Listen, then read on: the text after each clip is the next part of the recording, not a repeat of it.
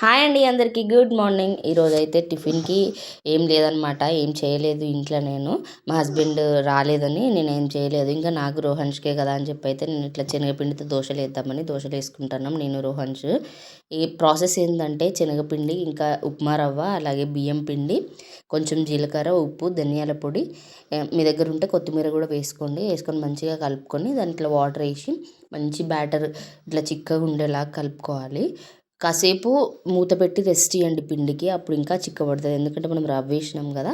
So ఇక చూసారు కదా, ఇట్లా అయిపోతుంది అనమాట. తర్వాత మనం ప్యాన్కి మంచి గ్రీస్ చేసుకోవాలి. ఆనియన్తో రుద్దితే మనకి ఏంటంటే దోశ కింద అతుక్కోకుండా పెనంకి మంచిగా లేచి వస్తుంది అనమాట. ఇంకా దోశలు వేసుకోవడమే. చూసారు కదా ఎంత బాగా వస్తుందో. మన దోశ కన్నా ఇది ఇంకా టేస్ట్ బాగుందండి, నమ్ముతారా చెప్తే.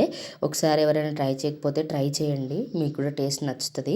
కాకపోతే దీంట్లోకి పల్లి చట్నీ ఇవి బాగోవు. టమాటా చట్నీ కానీ, కొబ్బరి చట్నీ కానీ, అల్లం చట్నీ కానీ ఇలాంటివి అయితే బాగుంటాయి.